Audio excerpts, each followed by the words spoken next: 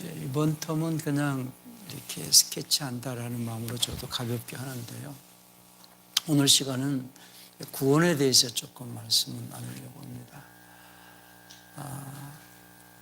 그리스도인들이 가장 중요하게 여겨야 되는 문제가 구원 문제인데요. 일반적으로 구원을 받았다라고 생각하는 분들도 있고 구원을 또 이루어가야 된다라고 생각하는 분들도 있거든요. 그래서 이제 구원이라는 그 개념을 조금 어느 정도 큰 틀에서 한번 생각을 해보기로 그렇게 하는 시간을 갖겠습니다. 그래서 예수님께서 세상에 오신 것은 세상을 정죄하려 함이 아니요 이제 구원하려 합니다. 이렇게 말씀하셨는데요. 십자가 사건에 의해서 세상이 구원을 받았다라고 할 때에 그 구원은 온 인류가 받은 구원이다. 그래서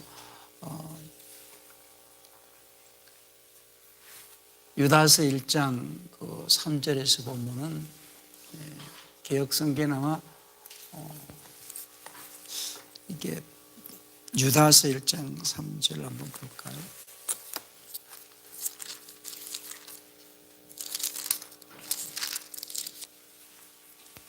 일반으로 얻은 구원 이렇게 표현했는데요. 공통으로 받은 구원. 거기 한번 읽어주시겠어요? 유다서 1장 3절입니다. 유다서 1장 3절 말씀. 사랑하는 자들아, 공통의 구원에 관하여 내가 너희에게 쓰려고 모든 열심을 내던 차에 성도들에게 한번 전달된 믿음을 위해 너희가 힘써 싸우라고 내가 너희에게 써서 권면할 필요가 생겼나니.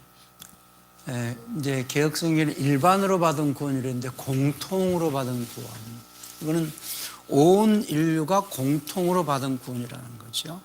그래서 요한복음 3장 16절에서 하나님이 세상을 이처럼 사랑하사 독생자를 주셨으니 이는 저를 믿는 자마다 멸망치 않고 영생을 얻게 하려 합니다. 그러면서 17절에서는 하나님께서 그 아들 세상에 보내신 것은 세상을 정죄하려 함이 아니요 세상을 구원하려 합니다. 어디 한번 요한복음 3장 16절 17절도 한번 띄워보세요. 요한복음 3장 16절 17절. 요한복음 3장 16절 17절 말씀. 하나님께서 세상을 이처럼 사랑하사 자신의 독생자를 주셨으니 이것은 누구든지 그를 믿는 자는 멸망하지 아니하고 영존하는 생명을 얻게 하려 함이라. 하나님께서 자신의 아들을 세상에 보내신 것은 세상을 정죄하려 하심이 아니요 그를 통해 세상을 구원하려 하심이라. 여기서 이제 구원 얘기 나오잖아요. 그러니까 세상을 구원하셨다. 세상을 구원하셨다. 그러니까 예수를 믿든 어떤 조건을 먼저 이렇게 하나님께서 조건부를 제시하면서 이렇게 구원받으라는 게 아니라 어떤 조건을 아무 조건도 제시하지 아니하시고 일방적으로 하나님께서 세상을 사랑하셔서 예수님이 십자가에서 대속을 이루심으로써 온 인류는 구원을 받았다. 그 구원이 이제 공통으로 받은 구원이라는 거죠. 이게 왜 중요하냐면은 지금까지 한국교회는 예수를 믿고 구원받으세요. 이렇게 조건분을 먼저 제시했거든요. 믿어야 구원이다. 이렇게. 그게 아니고 예수님께서 구원하신 사실을 믿으세요. 이 말이거든요. 그러니까 예수님이 세상을 구원하셨습니다. 그걸 믿으세요라는 말하고 예수를 믿어야 구원받습니다라는 말하고는 굉장히 다르다는 겁니다. 하나님은 아가페 사랑이시다라고 교회에서 말을 하지만은 마치 조건을 제시하시면서 구원을 시키시는 어떤 아가페 사랑이 아닌 어떤 조건부적인 사랑을 말하는 그런 이원론적인 사고로서 전도를 하는 경우가 많거든요. 그러니까 예수를 믿든 예수를 믿지 않든 모든 인류는 예수님의 대속으로 말미암아서 이제 구원을 받았다라고 하는 그 구원은 첫사람 아담이 지은 그 죄값을 예수님이 십자가에서 대신 지불하셨다. 다른 말로는 이제 원죄에서 구원이고 마귀로부터 구원이다. 마귀로부터 이제 자유자가 되게 하시려고 우리를 위해서 십자가에 죽으셨다.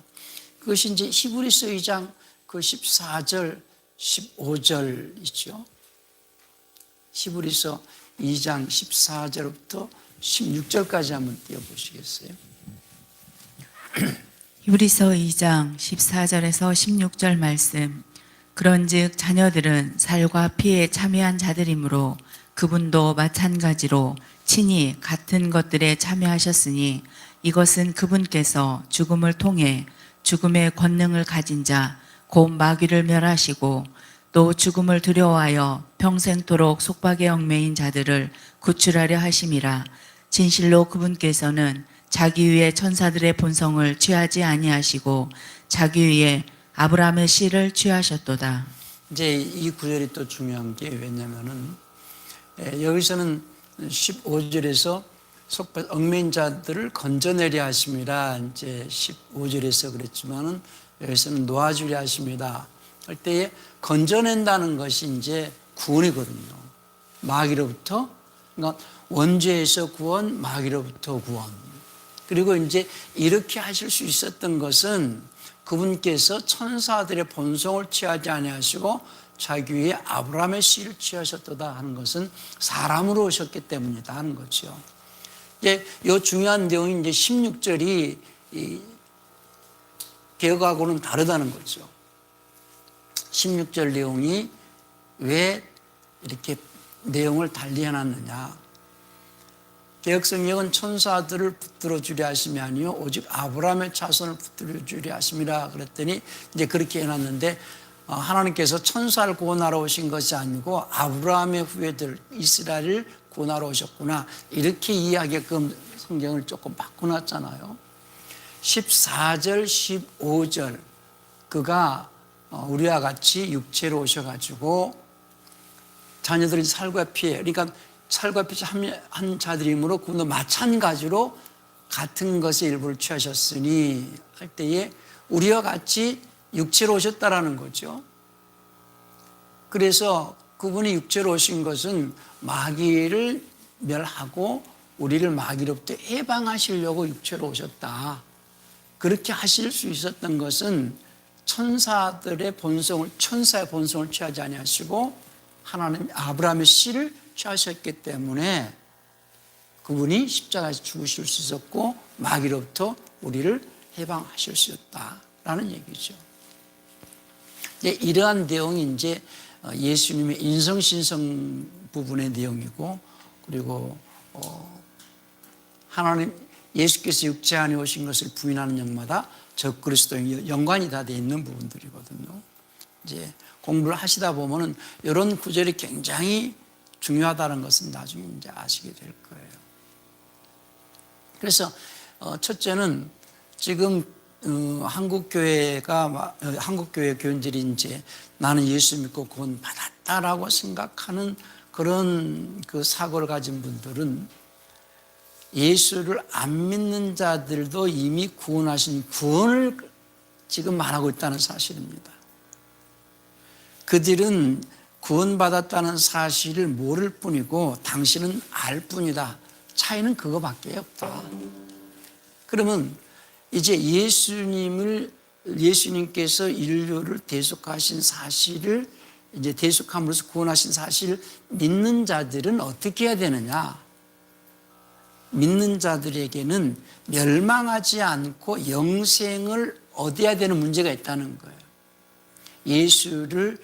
예수님이 인류를 구원하셨다는 사실을 믿는 자들에게 멸망하지 않고 영생을 얻게 하려 하신다는 거죠.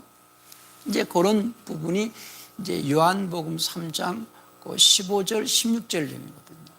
근데 이제 15절 내용에서도 멸망하지 않고라는 내용을 빼버렸어요. 그것도 한번 비교를 한번 해줘 보세요. 요한복음 3장 15절 보십시다. 그러니까 개혁성경은 믿는 자마다 바로 영생을 얻는다라고 착각하게 만들었다는 거예요. 예수를 믿는 것 자체가 영생이다, 그렇게 알게끔 만들었다는 거예요. 그렇게 또 가르쳤고, 그런데 예수를 믿는 자라도 멸망할 수 있기 때문에 멸망하지 않고 영생을 얻게 하려 하신다. 예수를 믿는다 할지라도 이제 계속해서 생명을 공급받아야 이제 영원히 살아갈 수 있다라는 것인데, 예수를 믿고 생명 얻는 문제를 등한시한다면 예수 믿는 자라도 이제 죽는다는 거죠. 다시 지옥 간다는 얘기입니다. 이제 그런 부분은 이제 계시록 3장 그 1절 2절 한번 보시겠어요? 계시록 3장 1절 2절 보십시다. 계시록 3장 1절에서 2절 말씀. 사대에 있는 교회의 전사들에게 쓰라. 하나님의 7영과 7뼈를 가진 자가 이것들을 말하노라. 내가 내 행위를 알며 내가 살아있다는 이름은 가지고 있으나 죽어 있음을 아노라. 너는 깨어 있으면서 아직 남아있으나 죽으려 하는 것들을 강하게 하라. 내가 하나님 앞에서 내 행위가 완전함을 발견하지 못하였나니. 살아있으나 죽어있다. 현재 죽어있다. 우리가 하나님은 살아계신 하나님이다라고 많이들 얘기를 하지만요, 살아계신 하나님과 나와의 관계가 살아있으려면 그분이 말씀하신 대로 내가 움직일 때에 내가 하나님과의 관계가 살아있는 관계가 되거든요. 그러니까 실질적으로 이제 내가 살아있다는 증거는 내가 움직여야지 된다는 겁니다. 하나님 앞에서 움직여야 되는데, 하나님의 말씀에 따라 움직이는 그 자가 생명이 공급되어져 있고 살아있다는 것을 입증하는 거거든요. 근데 실상은 죽어있다는 거예요.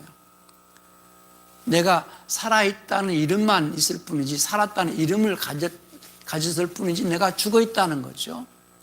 그러니까 살아있는 자라면 이제부터 그분의 말씀을 듣고 움직이는 그 자가 살아있다는 거죠.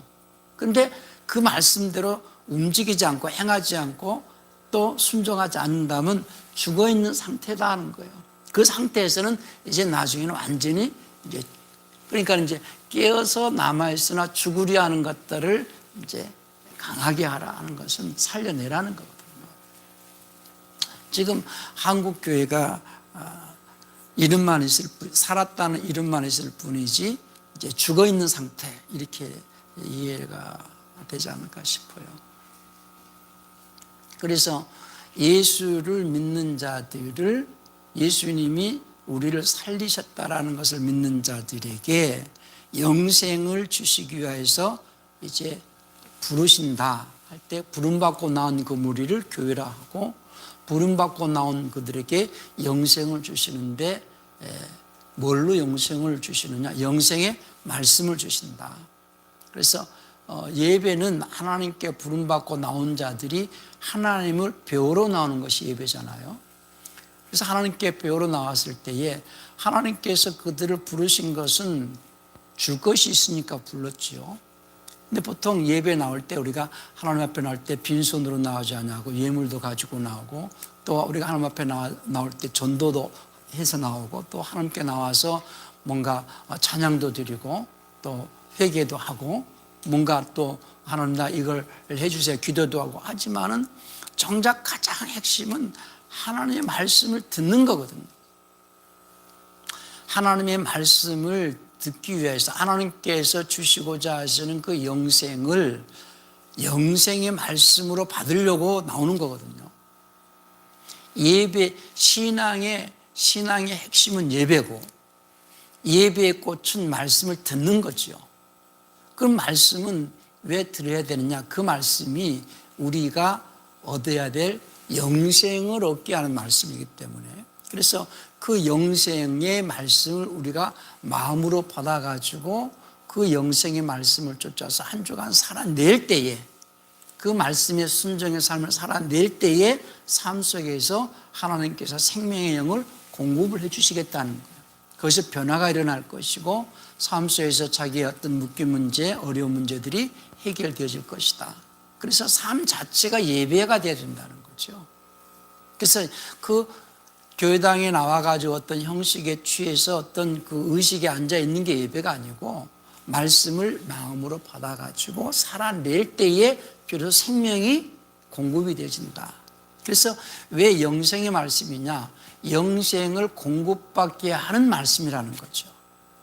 영생을 공급받게 하는 말씀. 근데 그 말씀을 쫓아서 행하기 위해서는 반드시 깨달음이 필요하니까 가르침이 필요한 거거든요. 그래서 그 깨달아져서 말씀대로 행동하는 그 삶이 예배고, 그 말씀대로 살아나갈 때에 생명의 영의 공급을 통해서 생명을 공급받아서 변화가 일어난다는 거예요. 그러니까 행동하는 것, 순종의 행동은 내가 해야 되지만 변화를 일으키시는 이는 성령이시다는 거예요. 그것이 다른 종교하고 다른 점이거든요. 다른 종교는 수행이나 고행에 의해서 뭔가 변화받으려고 노력을 하는 것이고, 우리는 그 말씀에 순종하는 삶이 비록 고행같이 보여지지만은 그 고행이 아니라 그 말씀에 순종할 때 성령의 역사가 따른다는 겁니다.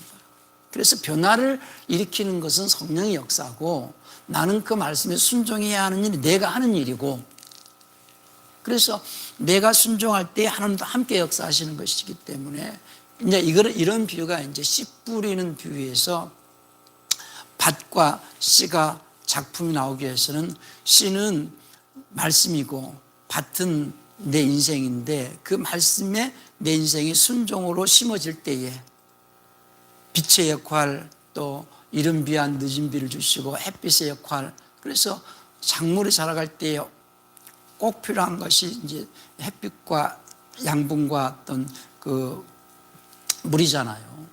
그러니까 자양분을 제공하는 것은 내 인생이고, 햇빛과 비의 역사는 성령의 역사고, 그래서 합작품으로서 열매가 맺어진다. 그것이 이제 구원을 이루어가는 것이고 생명이 공급되어서 자라가는 것을 설명을 하는 거거든요. 지어주세요. 이제 이런 것들이 이제 조금 더 섬세하게 성경을 우리가 알아야 될 부분이라고 저는 생각을 하고요. 그러니까 예수 이름은 이제 구원의 이름인데, 그래서 십자가에서 성경 전체가 예수님에 대한 얘기고, 예수 이름은 이제 구원에 관한 얘기인데, 첫 번째 구원은 이제 온 인류를 예수님께서 십자가의 대속을 통해서 건지셨다, 마귀로부터 건져내셨다는 게 이제 구조고, 이제 이것을 위해서는 그분이 육체로 오시기 때문에 아브라함의 씨를 입고 오셨다 이렇게 표현하거든요. 그러나 이제 구조된 자들에게 하나님께서 구제, 생명을 공급하는 구제 역사는 성령이 오셔야 되고, 그러니까 예수 이름이 육체로 오신 예수님은 구조를 위해서 오셨고, 예수 이름으로 오시는 성령은, 여기는 성령으로 오시는데, 그러니까 요한복음 14장 26절에서 내 이름으로 오신다는 거죠. 예수 이름으로 오신다는 거죠. 그래서 육체로 오시고 성령으로 오시고, 그래서 이제 우리가 성찬할 때에 내 주님께서 요한복음 6장 53절 54절에서 내 살을 받아 먹어라, 내 피를 받아 마셔라. 내 살을 먹고 내 피를 받아 마셔야 영생이 있다 이렇게 얘기하는 것이고, 그래서 구약의 내용은 보통 우리가 구약 그런데 구유언의 내용과 이제 신유언의 내용이 메시아, 육체로 오셔서 인류의 죄를 담당해 주실 메시아를 기다리는 자들이 이제 율법을 지키는 거죠. 그러니까 율법은 죄 아래 있는 자들이 메시아가 와서, 구세주가 와서 인류를 예방하실 것이다라는 소망 때문에 율법을 지킨 행위가 있잖아요. 그들이 율법을 지킨 그 행위가 바로 영생의 효력이 나타나는 게 아니에요. 율법을 지킨 행위의 수고, 그 수고의 효력은 예수님이 오셔서 십자가에서 대속이 이루어질 때에 그 효력이 나타나게 돼 있어요. 들으실 때는 이해가 되는데 이걸 또 가르치셔야 되거든요. 그러니까 율법은 메시아를 기다리는 자들이 지키는 법이기 때문에 메시아가 왜 오셔야 되느냐? 우리를 마귀로부터 원죄에서 우리를 건지시는 메시아가 오실 것을 기다린다. 그러면 원죄가 있다는 것을 입증하는 법이거든요, 율법은. 그러니까 죄인인 것을 입증한다 이거죠. 죄인이 지키는 법. 율법은 죄인이 지키는 법. 그러나 이제 예수님이 오셔가지고 십자가의 죽으심으로 인해서 온 인류는 원죄에서 사면이 되어졌다. 자유자가 되었다. 그것을 믿는 자를 의롭다 칭하시고 의롭다 칭함 받은 그들에게 의인의 삶을 살 수 있게 하시려고 이제 믿음의 법을 주시는 거죠. 믿음의 법 또는 그리스도의 법. 그리스도의 법을 지키라는 거죠. 이것이 이제 갈라디아서 6장 2절이고 믿음의 법은 로마서 3장 27절이죠. 이걸 갖다가 전체적으로 성경 전체를 지금 이렇게 설명을 하는 겁니다. 성경 전체는 구유언과 신유언으로 나눠져 있고 구유언의 내용은 이제 메시아가 오실 것을 기다리는 자들. 그래서 구약의 내용은 오실 메시아, 오실 예수님에 대해서 여러 가지 비유를 하신 거죠. 약 32,500여 가지 어떤 그 비유로 오실 예수님에 대해서 이제 구약의 내용을 기록했다. 이렇게 보시면 되고요. 그런데 이제 신약의 내용은 이제 메시아가 오셔서 십자가에서 대속을 이루셨으니 이제 성령으로 오시는 예수님이 우리 안에서 역사하도록 너희는 이 법을 지켜라 하는 거죠. 성령으로 오시는 예수님을 영접하는 법. 성령으로 오시는, 그러니까 육체로 오시는 예수님을 영접하게 하려고 율법을 주셨다면은 성령으로 오시는 예수님을 영접하게 하시려고 우리에게 믿음을 주셨다는 거예요. 믿음의 법을 주셨다는 거예요. 그래서 이 갈라디아 3장 23절인가요? 율법은 믿음이 오기까지 그들을 율법 아래 가둬놨다. 믿음이 오기까지 율법 아래 가둬놨다는 말이 있죠. 갈라디아서 그 3장 21절 한번 보실까요? 3절인가요? 3절이네요.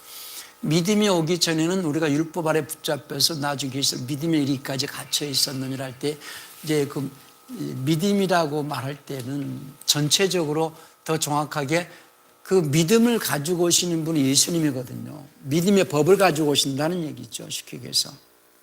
이제 믿음에 대해서 지난 시간에 더 자세하게 하지 못한 부분이 있는데요. 그 믿음이라는 것은 전체적으로 하나님의 그 계획을 믿음이라고 이렇게 얘기를 했었어요. 하나님의 계획 안에서 이제 율법과 믿음의 법이 있는 것이죠.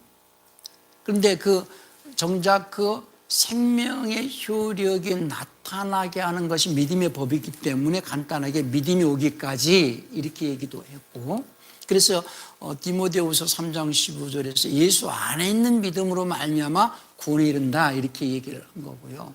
히브리서 11장에서는 다 아브라함이나 노아나 전부 믿음으로 막 할 때도 그 믿음은 동일하지만은 그 믿음 포괄적 큰 틀에서 믿음이고 그 하나님 계획이잖아요. 하나님의 계획에 의해서 그들이 하나님 말씀이 이끌려가지고 그 계획 속에서 그들은 율법을 지켰고 정작 생명의 효력이 나타나게 하는 믿음의 법이 오기까지 이 말이거든요. 그래서 성령으로 오시는 예수님을 기다리게 하는 법은 이제 그 믿음의 법을 지키는 자에게 성령으로 이제 예수님이 오시는 것이고, 율법을 지키면서 육체로 오신 예수님을 기다리는 이스라엘에게 드디어 십자가에서 그분이 오셔가지고 인류를 위해서 이제 십자가에 죽으시고, 그러니까 여기는 죄인이 지키는 법이고 여기는 죄에서 사면받은 자들이 지키는 법이죠. 이거를 같이 육체로 오셔서 십자가에서 살을 찢고 피 흘리셨다, 이렇게 간단하게 얘기하거든요.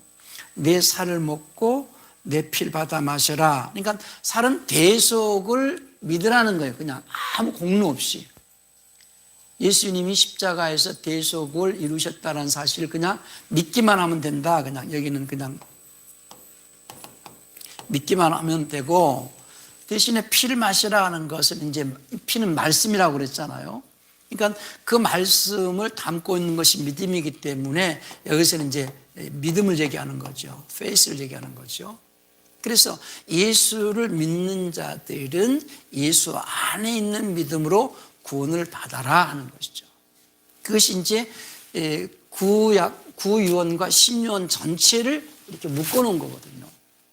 이런 관점에서 지금 한국교회는 예수님을 믿기만 할 뿐이지 믿음의 법을 모른다는 거예요. 그래서 믿음의, 그것이 이제 로마서 3장 26절을 한번 볼까요? 27절까지.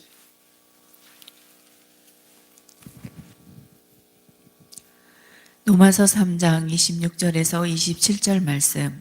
내가 말하노니 이것은 곧 이때에 자신의 의를 밝혀 드러내사 자신이 의로우시며 또 예수님을 믿는 자를 의롭다 하시는 이라는 것을 보이려 하심이라. 그러면 자랑할 것이 어디 있느냐? 그것은 배제되었느니라. 무슨 법으로냐? 행위의 법으로냐? 아니라 오직 믿음의 법으로니라. 여기는 이제 행위로냐 이렇게 해놨잖아요. 행위로냐, 무슨 법으로냐, 행위로 구원받냐, 이런 식으로 이해하게끔 해놨어요. 행위로 구원받는 게 아니라 믿음의 법으로니라. 이제 요건 또 행위로냐, 아니다, 믿음이다, 믿음으로 구원받는다, 이렇게 할 걸 또 믿음의 법이다까지는 해놨어요. 그런데 정확하게 행위의 법이냐, 아니다, 믿음의 법이다. 행위의 법은 율법을 말하는 것이고 믿음의 법은 마음과 생각까지 지켜야 되는 법이거든요. 그렇다고 해서 뭐 믿음의 법이 행위를 갖다가 없어도 되느냐, 그게 아니거든요. 이 행위의 법과 믿음의 법 차이를 조금 더 설명할게요. 칠판으로 돌아가 보실래요? 그래서 첫 시간에 그 인간론을 말씀을 드렸을 때에 이 율법이라는 것은 육체 행위로서 육체 행위로 지켜져야 되는 법이 이제 율법이죠. 그러니까 육체 행위법이냐, 아니다, 믿음의 법이다. 믿음의 법이다 할 때 믿음의 법은 이 마음과 생각으로 지켜야 되는 법이거든요. 그러니까 율법이라는 것은 육체로 도둑질만 하지 않으면은 율법을 지키는 거예요. 근데 믿음의 법은 요 마음까지 탐심을 먹지 않아야지 그 법을 지키는 거나 마찬가지거든요. 그러니까 마음에 있는, 생각 속에 있는 것이 육체로 나타나기 때문에 생각 속에는 죄가 있을지라도 육체로 그 죄를 나타내지 않으면은 율법을 지키는 거예요. 그러나 믿음의 법은 요 생각까지 지켜내야 되기 때문에 행동으로는 생각의 근거에서 행동이 나오잖아요. 그래서 중요한 것은 이 마음과 생각까지 지켜야 되는 이 믿음의 법에 의해서 의인의 어떤 그 행위가 나타난다는 거죠. 마음과 생각이 깨끗하니까 겉으로도 행위가 깨끗하게 나온다는 거거든요. 근데 내가 이 행위가 더럽다. 그러면 마음이 더럽다는 거거든요. 근데 행위가 깨끗하다. 근데 율법은 행위가 깨끗하다는 것까지밖에 인정하지 않을 수가 없어요. 율법으로는. 근데 믿음의 법은 어디까지 보느냐? 그 행위가 깨끗할지라도 그 마음과 생각 속까지 깨끗한지를 이렇게 들여다본다 그 말이죠. 그러니까 마음과 생각까지 깨끗하게 지켜야 되는 법이 믿음의 법이다. 그러면 믿음의 법이 믿음의 법에 의해서 마음과 생각이 깨끗하다면은 행동은 자연히 깨끗하게 나온다는 거예요. 행동은 더럽게 하면서 내가 믿음법을 지킨다 이렇게 말할 수는 없잖아요.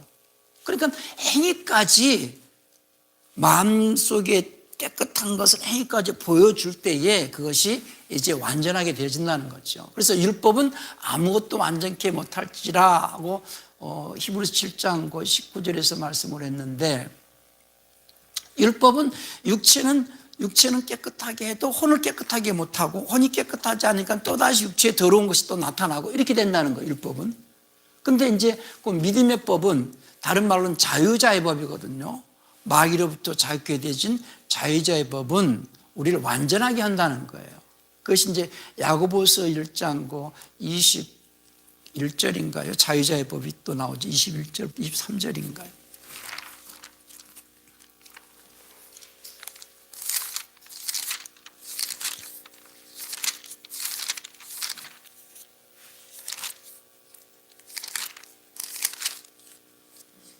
(25절이요) 예.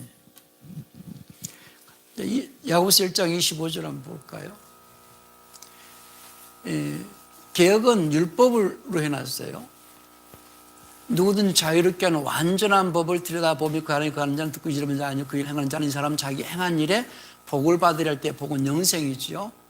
그러니까 온전한 율법, 개혁성인 율법 이렇게 해놨는데요. 히브리 7장 19절에서 율법은 아무것도 완전케 못한다고 그랬거든요. 그러니까 율법과 믿음의 법을 말하고 있다, 성경은. 우리는 율법 아래 있는 자가 아니요 은혜 아래 있다 할 때에 그 은혜라는 것은 예수님의 대속의 은혜로 인하여 가지고 하나님께서 베푸시는 은혜의 법 아래 있다, 이런 말이거든요. 그러니까 지금 한국의 가장 심각한 문제는 이제 구원관이 이 틀이 안 잡혀 있다는 거예요. 그래서 예수를 믿으면은 구원을 그러니까 예수를 믿는 자는 구원을 받았다, 그렇게 생각을 하면은 예수를 안 믿는 자는 구원을 못 받았다, 이렇게 말이 되는 거거든요. 그것은 어떤 구원을 말하느냐? 그래서 구원을 받았으니 구원을 이루라, 이런 말을 하거든요. 이게 안 풀리니까. 구원을 받았으니 구원을 이루라. 그러면 구원을 받았는데 구원을 이루지 않으면 구원이 없느냐? 또 그렇게 말하면 또 구원은 받았다. 구원 안 이루면 어떠느냐? 그러니까 이제 변화가 없는 거고 행위가 나오지 않는다는 거죠. 이것이 이제 그 마귀의 어떤 전략 중에 하나라고 저는 생각을 해요. 그래서 제가 이제 늘 강조하는 이유는 이 구원받은 자가 구원을 이루기 위하여서, 그러니까 구원을 받은 거냐, 신학교에서도 그런 논쟁이 많았거든요. 구원을 잃어버릴 수 있는가, 이런 주제로. 그래서 구원은 잃어버릴 수 없다라는 어떤 부류가 있고, 구원도 잃어버릴 수 있다, 이런. 그러니까 서로 간에 이런 논쟁이 굉장히 많은 것은 이런 구조를 이해하지 못했기 때문이라고 저는 생각을 해요. 그래서 이 모든 인류는 구원을 받았다라고 했을 때에 그 구원은 대속의 구원이다. 그래서 이쪽은 이제 대속이라는 말을 우리가 이제 쓰잖아요. 마태복음 20장 28절인데요. 근데 대속을 이루고 난 다음에 구속이 이루어져야 되거든요. 그래서 보통 우리가 이제 대속과 구속의 이름 이렇게도 이제 제가 말씀을 드리는데, 에베소서 1장 7절에서 그의 피로 구속, 그러니까 피로 구속, 살로 대속, 이렇게 표현하거든요. 이 영어표는 랜섬과 리뎀프션을 이렇게 나눠 있는데 그걸 갖다가 동일하게 생각을 하게끔 또 가르쳐 놨기 때문에 이 대속의 개념과 구속의 개념을 잘 이해하지 못하는 부분도 있고요. 그래서 예수 이름은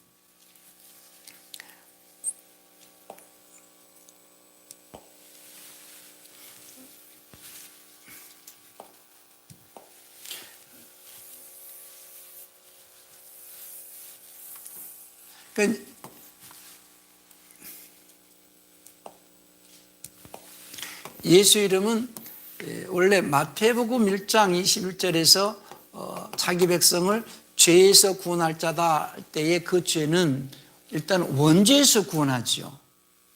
그리고 마태복음 1장 23절에서는 임마누엘이라 하리라 할 때에 하나님은 우리와 함께 하시다. 그래서 이제 죄 사면과, 예수 이름은 죄 사면과 영생의 이름이다. 원죄에서 사면받은 자들을 영생에 이르게 하는 이름이 예수 이름이다 하는 얘기죠.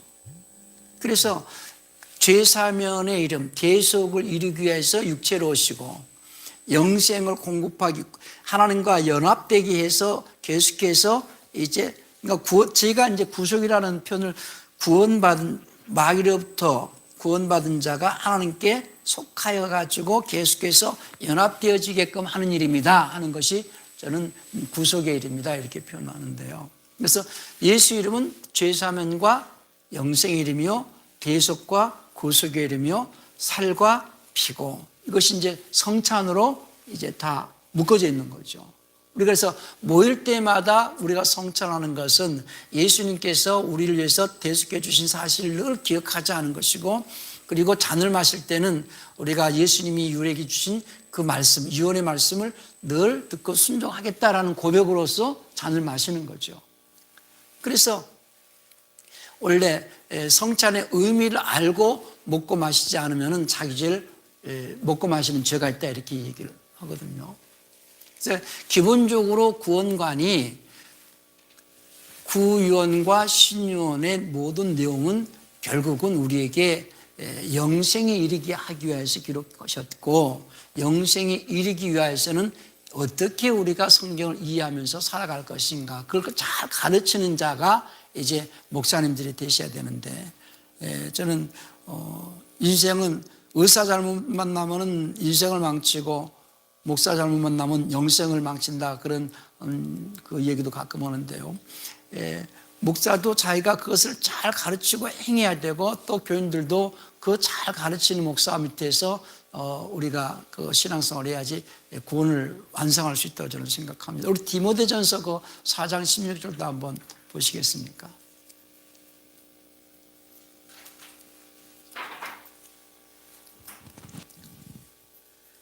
디모데전서 4장 16절 말씀.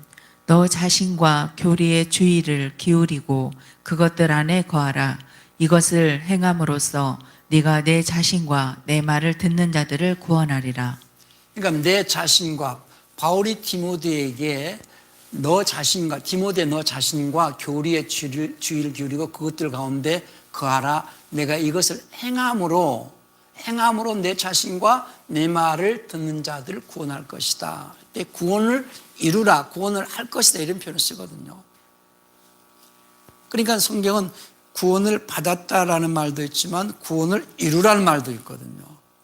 그것은 구원 안에는 이미 구조와 구조가 있는데, 구원을 받았다라는 것은 보편적으로, 일반적으로 공통으로 받은 구원을 받았다 이렇게 말하는 것이고, 구원받은 자들이 구원을 이루라 하는 것은 이제 영생에 이르도록, 영원한 생명을 얻도록 힘써라 하는 것이거든요. 그런데 구원은 받았다라고 믿지만은 영생에 이르는, 영생을 얻는 삶을 살지 않는다면은 결국은 그는 이제 다시 지옥으로 떨어진다는 사실입니다. 이제 그런 관점에서 오늘 구원관에 대해서 말씀을 드리려고 합니다. 자, 대충 이제 그런 구조에서 이제 메모를 잘 하시고요. 그래서 공통으로 온 인류가 받은 구원이 이제 유다서 1장 3절에서 말씀을 했고, 마태복음 20장 28절에서 이제 대속의 은혜로 구원을 받았다. 그리고 이제 구속의 은혜로, 구속을, 그러니까 예수의 피로 구속할 때의 그 시제는 현재라고 그랬습니다. 그 에베소 1장 7절을 한번 봐주시겠어요?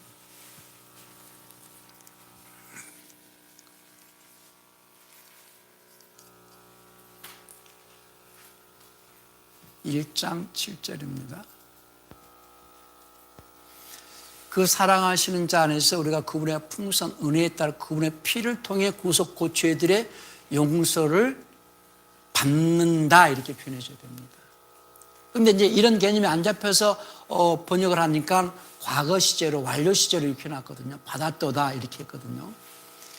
피를 통해 구속고 죄들의 용서를 받는도다. 헬라어는 그게 에쿠멘으로 되어 있는데 시제는 현재 시제입니다. 아마 영어도 시제가 현재로 되어 있을 거예요. 그 루터 성경은 어떻게 되어 있어요?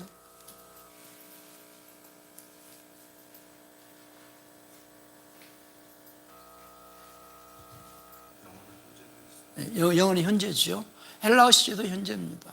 그러니까 이런 개념이 안 잡혀서 번역을 하면은 자기네들 인위적으로 시제를 바꿔놓거든요.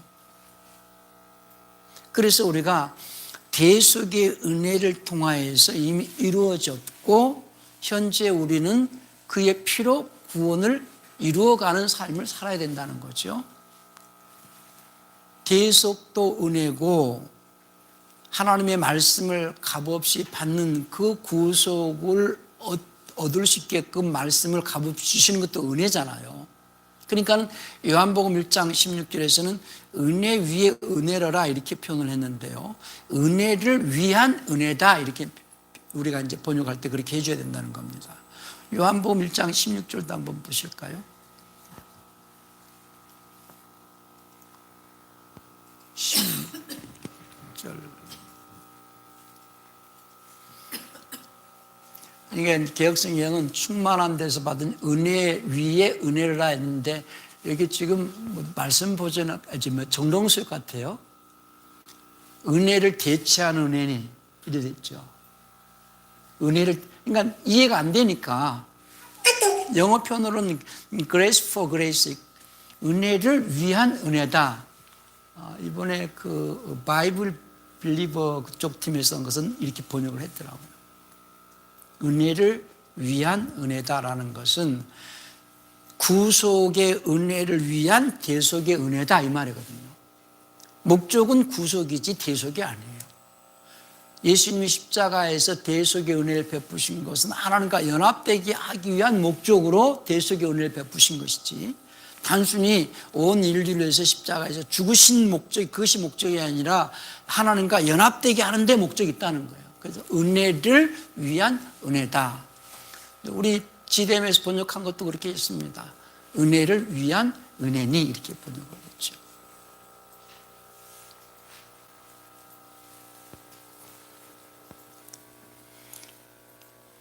그래서 육체로 오신 것을 부인하는 양마다 적그리스도다 이렇게 했는데요.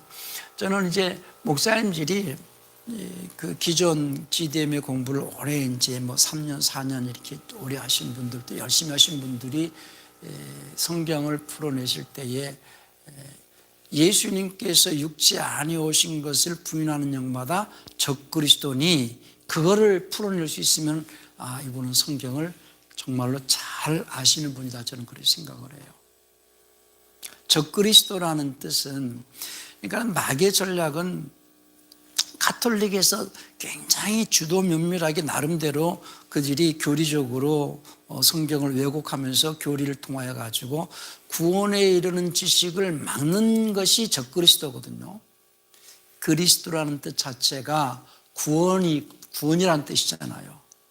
근데 구원을 이루게 하기 위해서 구원의 말씀 곧 생명의 말씀 또 그 말씀이 이제 믿음의 말씀 이렇게 표현하거든요. 구원의 말씀. 그런데 그 구원에 이르게 하는 말씀을 왜곡시켜 가지고 구원에 이르지 못하도록 하는 게 적그리스도의 영이다 그 말이에요. 구원의 영 이렇게 표현할 수 있죠. 예수님께서 내 말이 영이요 그랬잖아요. 그것이 그리스도의 영 이렇게 말하거든요. 주님이 하시는 그 말씀이 영이고 주님이 하시는 말씀을 그리스도의 영 이렇게 표현한다면은 적그리스도의 영 한다는 것은 주님의 말씀이 구원의 말씀인데 구원에 이르는 길을 막는 그 이론이 적그리스도의 영 이렇게 얘기를 하거든요. 근데 어떤 이론이 적그리스도의 영의 이론이냐?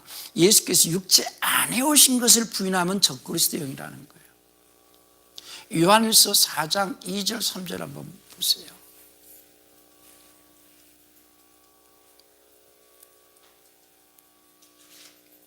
요한일서 4장 2절 3절입니다.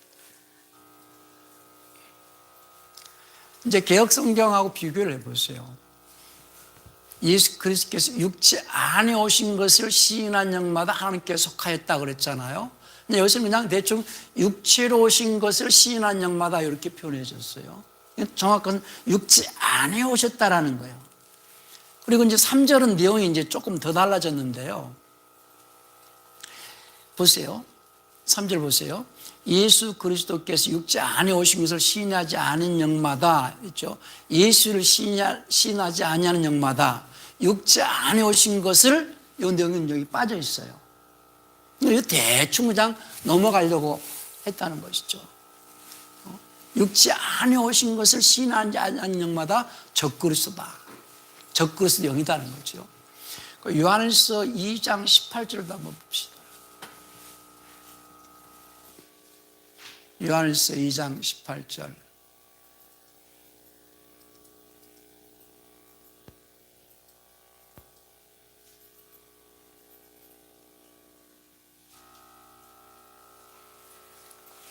어린 자녀들아 지금 마지막 때니라 적그리스도가 오리라 함을 너희가 들은 것 같이 지금도 많은 적그리스도가 있나니 이로써 지금이 마지막 때인지. 지금 요한이 요한일서 기록할 때에 초대교회 때 이미 적그리스도가 있다고 그랬죠. 이미 적그리스도란 말이 성경에 4번이 나오는데요. 아까 요한일서 4장 2절 3절 2번 나왔고 여기서 한 번 나왔고 요한일서 1장 7절에 나왔고. 그러니까는 적그리스도가 지금 활동을 초대교회부터 했다는 사실이에요. 그럼 이제 카톨릭에서는 이제 그거를 감추기 위해서 성동격서라는 말을 하시죠. 동쪽에서 소리를 왁 지르고 마치 동쪽에서 동쪽으로 이렇게 쳐들어올 것 같이 말하면서 서쪽을 때려버린다는 거죠. 그러니까 지금 그리스도인들에게 카톨릭은 그 카톨릭의 학자 리베라를 통해서는 미래주의 이론을 딱 만들어 놓은 거예요.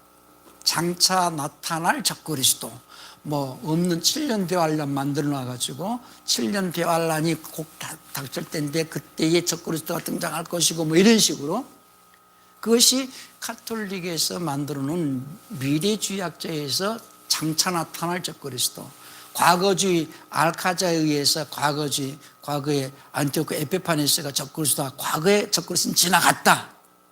과거에 지나갔고 한쪽은 앞으로 올 것이고 지금은 적그리스도가 아직 등장하지 않았다. 이런 식으로 해가지고 이 그리스도인들이 그냥 편안하게 안심하게 그렇게 만들어 놨다는 거죠. 그러나 이제 루터라든지 과거에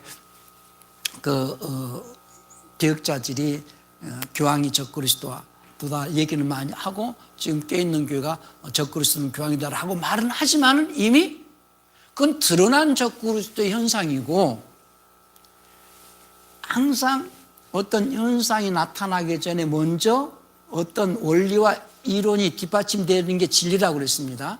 그런데 우리가 풀이 이렇게 겉으로 드러나기 전에 뭐가 있었어요? 그 밑에 이미 씨가 있었잖아요. 뿌리가 내렸고 이미 카톨릭은요 겉으로 드러나기 전에 이미 AD 180년부터 펜타누스나 아니면 클레멘트나 오리겐 이런 카톨릭을 세우기 위한 그 학자들에 의해서 이미 교리를 갖다가 이미 가르치기 시작을 했어요. 뿌리를. 적그리스도 영이 지금 퍼뜨리는 그 작업을 했었어요. 근데 그것은 AD 180년, 이건 지금 요한 말하기를 지금 보통 이게 AD 60년경이거든요. AD 60년경부터 적그리스도의 뿌리가 지금 퍼져 있었다는 거예요. 그것이 구체적으로 드러나게 하기 위해서 교리적으로 성경을 변개시켜 가면서 작업해 왔던 것이 이제 알렉산드리아 쪽에서 작업을 했고 그것이 알렉산드리 소수 사본이었고 거기에서 카톨릭의 교리가 틀을 잡아갖고 그래서 신학이라는 교리가 이제 퍼진 거 아니겠어요? 그러니까 지금 이 적그리스도의 영들, 곧 이 적그리스도의 이론이 이미 교계에 쫙 퍼져 있다는 사실입니다. 이미 암덩어리가, 암세포가 이미 다 퍼져 있는 상태라는 것을 아셔야 됩니다. 그걸 어떻게 우리가 요즘에 또 기술이 좋아가지고 그 암세포만 이렇게 죽이는 그런 기계도 있고 하는데요. 이제 그걸 해야 된다는 거예요. 그걸 하나하나 우리가 작업을 해야 될 것이 육체 안에 오신 것이 왜 적그리스도인지, 그것은 결국은 부활과 연관이 되어 있고요, 영생과 연관이 되어 있거든요. 그러니까 이제 그런 부분을 감추기 위해서 이제 성경을 바꾼 것이 디모데전서 3장 16절도 한번 보십시다.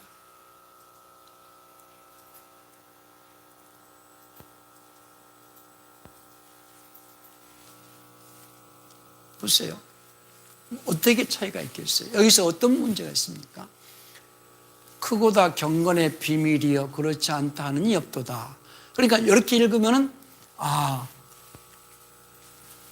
예수님에 대한 그 예수 이름 안의 비밀이 참 경건하고 모두가 그렇게 인정을 하는구나 이렇게 생각을 하게 하지만은 원래의 의미는 논쟁의 여지가 없이 하나님의 성품의 신비는 위대하다. 이 표현은 논쟁이 있었다는 거예요. 초대교회부터. 무슨 논쟁이 있었느냐? 예수님이 어떤 분이냐? 신이냐? 인간이냐? 이런 문제. 그래서 하나님께서, 예수님이 하나님이시잖아요. 하나님과 함께 하실 때 하나님이신 분께서 육체 안에 나타나시고 성령 안에서 어렵게 되시고, 하나님께서 육체 안에 나타나셨다는 내용이 여기는 뉘앙스가 다 죽었잖아요. 그는 육신으로 나타받으시고, 그가 누구예요? 그 예수님만 생각하게 하지 하나님이란 말이 없잖아요. 하나님께서 육체 안에 나타나셨다는 거예요. 예수님은 어떤 분이냐? 그는 원래 하나님과 함께 하신 분인데 육체 안에 오셨다라는 거예요.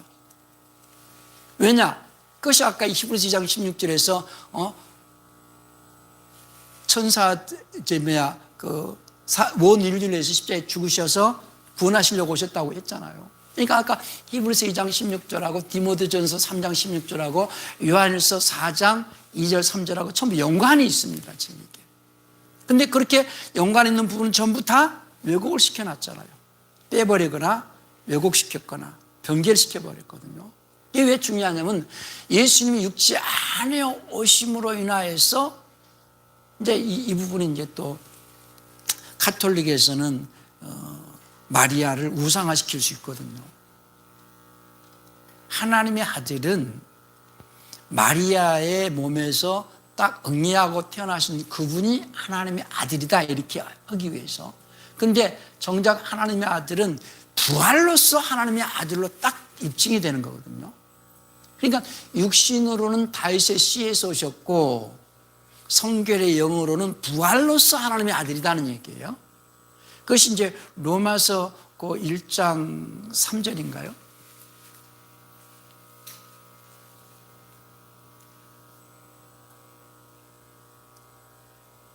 근데 그런 것들 조금씩 다 변개를 시켜놨어요. 로마서 1장 3절 한번 봅시다.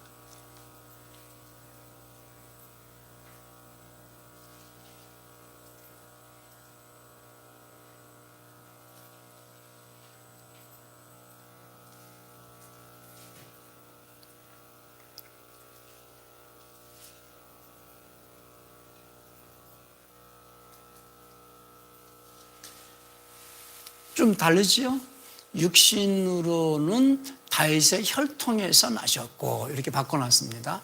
다윗의 씨에서 나셨고 거룩의 영으로는 죽은 자들도 부활하심으로 하나님의 아들로. 그러니까 예수님이 입으신 육체는 아브라함의 씨 곧 다윗의 씨 육체라는 거죠. 근데 아까 하나님께서 육체 안에 오셨다고 그랬잖아요. 그냥 육체는 성경에서 육체는 다른 말로는 사람 또는 여자 이렇게 비유를 합니다. 기억을 하고 계세요. 다른 표현은 밭. 육체는 밭이고 그리고 사람이고 그리고 여자 이렇게 생각하고 계셔야 돼요. 그리고 말씀은 씨 이렇게 표현하고 그러니까 육체는 사람으로 오셨는데 그 육체 안에 말씀이신 그분이 오셔가지고 부활로서 하나님의 말씀의 순종으로서 자기 인생을 심음으로 부활로서 하나님의 아들로 부활하신 거거든요. 지금 가톨릭에서 그 정리해 놓은 니케아 공의를 통하여 가지고 이제 칼게돈 공의에서 확실하게 해 놓은 것이 이제 그 삼일체론이라고 그러죠. 양성론. 양성론은 육체는 사람이시고 그리고 참 사람이시고 참 하나님이시고 이게 양성론이거든요. 근데 그분은 공생의 기간 동안에는 그게 맞아요. 공생의 기간 동안에는 육체로는 사람이시고 또 그분 안에서 역사하신 그분은 하나님이시고, 근데 하나님의 아들은 공생의 기간을 끝내시고 십자가에서 부활로서 하나님의 아들이거든요. 그러니까 양성론이 안 맞다는 거죠. 그런 내용은 이제 굉장히 신학자들하고 토론해야 될 문제고요. 그래서 이제 성찬의 떡과 잔을 말씀을 했고, 이제 창세기 40장에서 보면은 이제 떡 굽는 관원장과 술 맡은 관원장 얘기가 나오잖아요. 바로의 그 요셉이 그 보디발의 집에 잡혀가가지고 이제 그 감옥을 관리할 때에 떡 굽는 관원장이 잡혀오고 술 맡은 관원장이 잡혀와가지고 꿈을 해석을 해주잖아요. 그래서 떡 굽는 관원장은 결국은 죽고 술 맡은 관원장은 살고, 그것이 이제 쉽게 해서 떡은 이제 대속을 의미하는 것이고 술 맡은 관원장은 구속을 의미하는 거죠.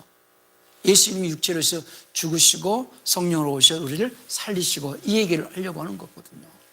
그렇게 이제 구약은 예표로서 그렇게 설명을 하고 있다는 거.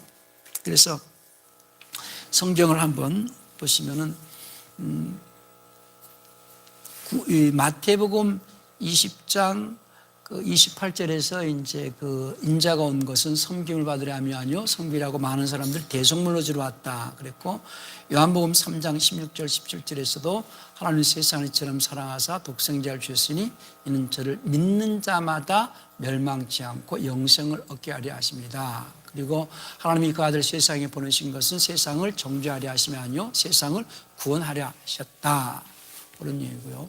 요한일서 2장 2절에서도 이제 온 세상, 요한일서 2장 2절도 일부의 죄를 담당하고 죽으신 것이 아니고 온 세상 사람들의 죄를 담당하고 많은 사람들의 죄를 담당해 주셨다고 얘기를 했고요.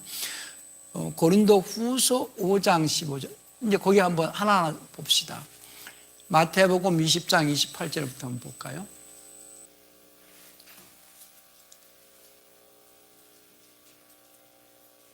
마태복음 20장 28절. 많은 섬기려 하고 자기 생명을 많은 사람 대속물로 주러 왔다 이렇게 했고요. 그리고 요한일서 2장 2절을 봅시다.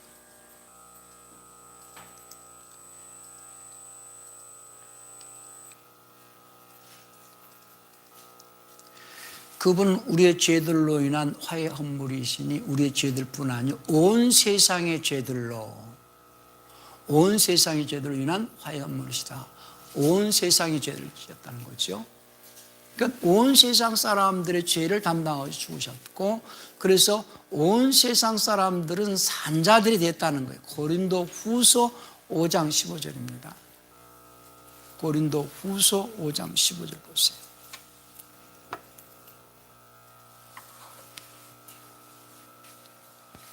그분께서 이게 저는 이 표현이 개혁 개정보다는 이 표현은 개혁이 좋다고 생각하는 것은 그분께서 모든 사람을 위하여 죽으신 것은 산자들로부터 하여금 다시는 그들 자신을 위해 살지 않고 오직 그들 대신에 죽었다가 다시 살아나신 이를 위해 살게 하려 하십니다. 산자들 할 때에 그 산자는 그 혼이 산자들이거든요. 모든 사람을 대신하여 죽으셨고 죽으심으로 산자들로 하여금 할 때 이 산자는 모든 사람이 산 거잖아요. 모든 사람을 대신하여 죽었기 때문에 산자들은 모든 사람이 산자들이다 이 말이죠. 그것이 이제 에베소 2장 1절에서 너희의 죄들과 허물로 죽었던 너희를 살리셨도다 할 때에 마치 에베소 교인들만을 향하여서 말한 것 같이 해석을 할 수도 있는데, 에베소 2장 1절에서 그는 허물과 죄로 죽었던 너희를 살리셨도다. 그때 너희는 그 가운데서 행하여 이 세상 풍조를, 그때 언제? 예수 믿기 전이죠. 이 공중권세 잡을 따랐으니 지금 불순종의 아들 가운데서 역사하는 영이다. 지금 불순종의 아들들 가운데서 역사하는 영이다 할 때에 이 불순종의 아들들은 믿는 자예요? 안 믿는 자예요? 불신앙과 불순종은 다르죠. 예수 안 믿는 자들에게 불순종한다고 그래요? 예수 믿는 자들에게 불순종한다고 그래요? 그러니까 믿는 자 속에서 지금 역사하는 영들이 누구 있다는 거죠. 불순종하는 자 속에서 마귀가 지금 역사하고 있다는 거예요. 그러니까 모든 사람 죽었던 너희를 살리셨도다 할 때에 에베소 교인을 향해서만 말하는 게 아니고 모든 자들이 하나님께서 예수님을 통해서 모든 인류를 살리셨다요. 살리셨다. 그것이 누가복음 20장 38절이죠. 누가복음 20장 38절.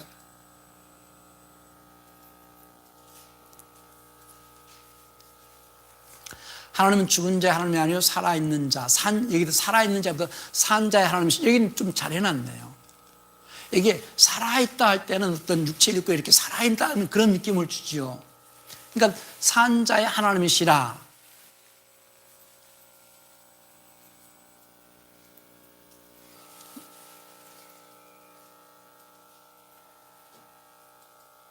사느니라, 살고 있느니라,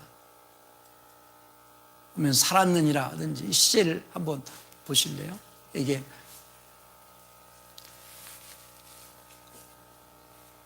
현재 살아있다는 거죠. 현재 살아있다는 거예요. 현재 살아있다. 그러니까 모든 사람이 그분 앞에 살아있다는 거예요. 예수를 믿든 예수를 믿지 않든 간에 모든 사람은 하나님 앞에 살아있다, 지금. 그러니까 살아있다라는 것을 육신적으로 살아있다 이렇게 이해하면 안 된다는 얘기예요. 혼이 살아있다. 산혼들이다 그 말이죠. 산혼들이 살아가게 하기 위해서 필요한 것이 양식이잖아요.